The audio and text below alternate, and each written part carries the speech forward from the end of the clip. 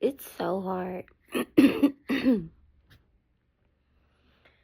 on this path that I'm on. But I know everybody feels this way. Like, the more people I talk to, the more life experiences I have, the more I mingle, the more I listen, the more I get to know people, I realize, like, all of us got it hard. All of us. Nobody life is easy. Nobody. Even, I've met some very wealthy, very rich, very, like, I come from money breed of people. And even those type of people, young and old, I've met children who come from money. I've met elders who come from money. I've met people my age who come from money. And everybody has the same sentiments about life. Like, it's just hard. You know, all of us are struggling through something. And I'm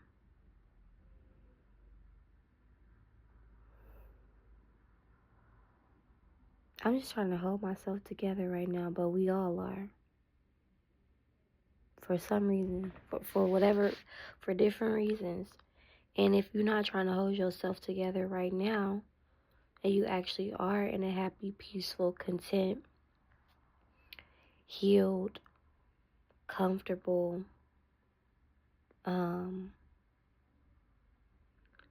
you actually are in a place where you're satisfied. You actually are in a place where, you know, you feel at ease. That's a blessing. That's a blessing that not too many people get to experience in this physical realm, which is why so many of us are going through it. You know what I mean? So, it's not just me, it's not just you, it's not just my mom, it's not just my dad, my family, it's everybody. It's all of us. It's all of us all over the world. We all going through it. And those of us that come from the bottom, those of us who come from the struggle, we really going through it. We really gotta, I won't say we really going through it, because I don't want to put a scale. I don't want to compare. You know, it's not a competition of who going through it the worst. But what I'm trying to say is, if you come from the struggle, if you come from nothing, if you come from, and when I say come from nothing, I mean no money, no assets, no generational wealth, no wealth. You know what I mean? No access. It's going to be 10 times harder for you. So that means you got to go 10 times harder. And that's what I remind myself. And on top of that, it's going to feel like the struggle is 10 times harder, because you got to work so hard, you know? So it's just like, you just gotta have heart and keep going. I mean, it's sad because a lot of people don't have heart. A lot of people don't got no heart out here. That's why I stayed. That's why I move how I move, because I feel like so many people just don't have no heart. And this life shit is hard. Like, you gotta have heart to endure, to go through and stay down. People don't know nothing about that. People know nothing about that. You know what I mean? People don't know nothing about that. And when I really look back on it, the moments that I endured that was the hardest, that was the darkest, that was my lowest, it was just me and God. It was just me and God.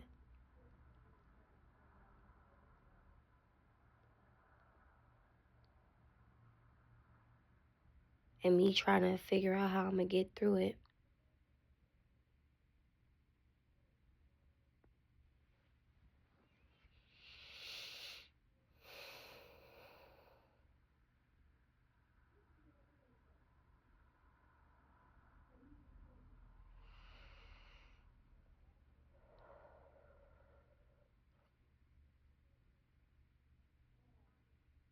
But that's how I feel right now too, though.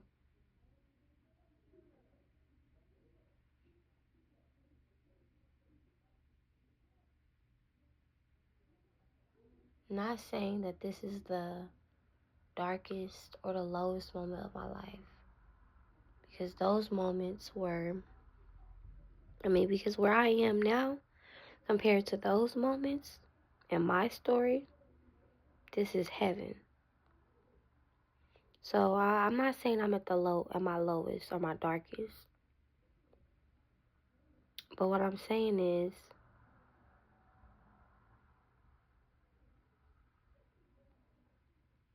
I've been going through a season of isolation that is way bigger than me. And it's deeper than me. It don't even make sense to me. These past almost 3 years haven't even made sense to me. I just been going through it. For almost 3 years straight, I've been trying to do this, do that, try this, try that. And then finally, I feel like, okay, what I'm supposed to be doing is aligned with what I want to be doing. And so going through that process means a lot of stuff got to be moved out the way. And I didn't, we know that. I think I know that. Of course I know that in theory, but in actual practice, in actual life, you can't hold on to everything that you want to hold on to and also hold on to what you're supposed to hold on to. This is what I'm learning. This is what I've learned. You know what I mean? A lot. You got everything. I don't want to say everything, but it's so much. It's just so much that that can't go. It's just so much that can't be a part of it. It is devastating. This isolation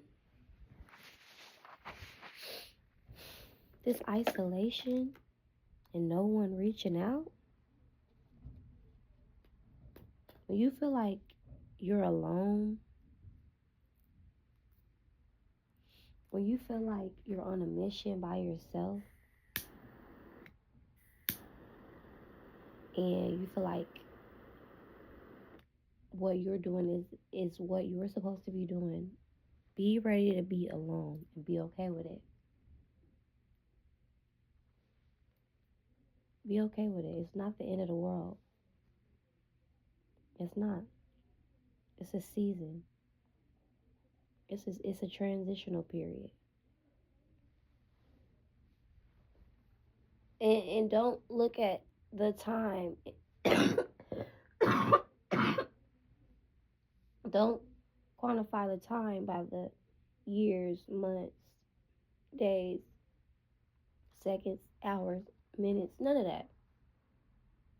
We don't actually know the timeline of when these things are supposed to occur and for how long.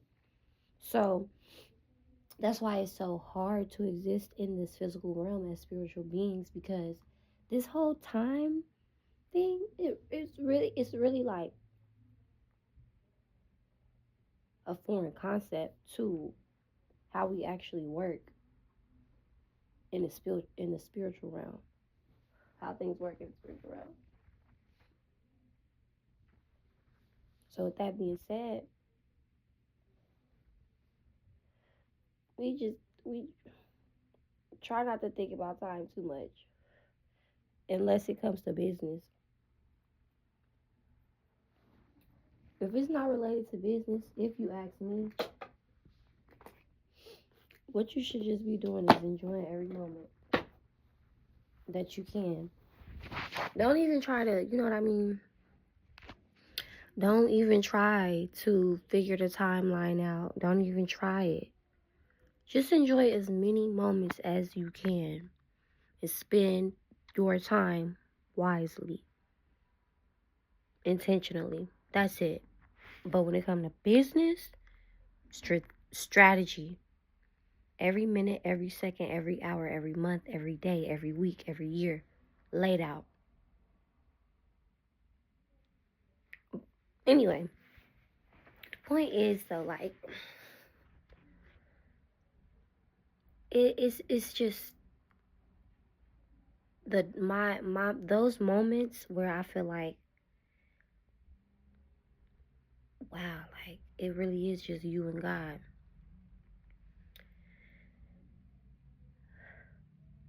I've been having those moments. That was the point of me saying it. I don't know why I just said that. But I'm having one of those moments. I'm having one of those epiphanies. And I had the same epiphany a few years ago too. Like, okay, it really is just you and God. You really do have to be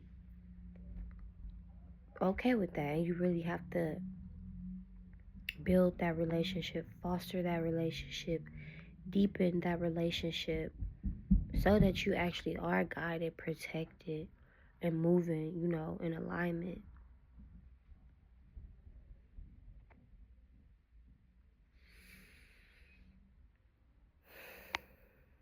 Man. These past almost 3 years, though, when I say unbelievable, when I say like unbelievable,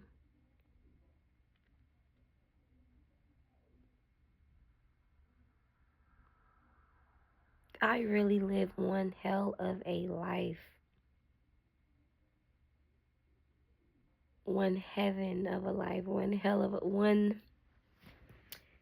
It's unbelievable, man.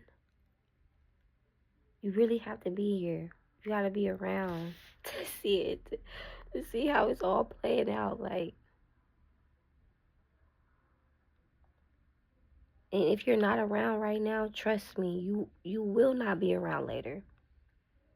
If you're not in my life right now, if you're not on my line right now, if we don't have a relationship right now, if we not locked in right now, on my son, trust me. On God and my kid, trust me. It's okay. We will never have dealings. We will never have any dealings. Because most likely, in this time that I've been in isolation, you just were not supposed to be around. And if you wasn't supposed to be around during that time, you definitely not supposed to be around this next season because it's going to be lit. And I've been telling people this for years and nobody believes it fully. Except for me and like my mom and my dad. My son, of course. But like you could tell. I could tell. I could tell. I feel it, I see it, I hear it. It's noted.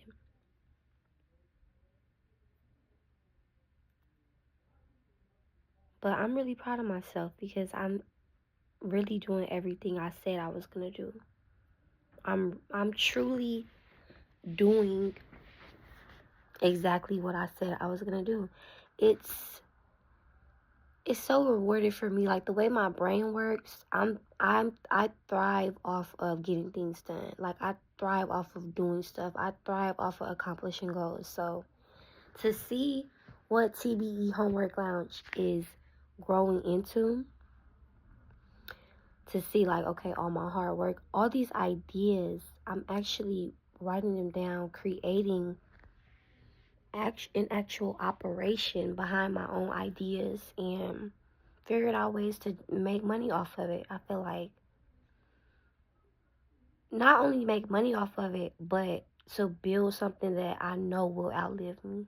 To build something that I know my son can have, his children can have, my family can have. Like I'm doing everything I'm doing right now that I said I was going to do this whole time.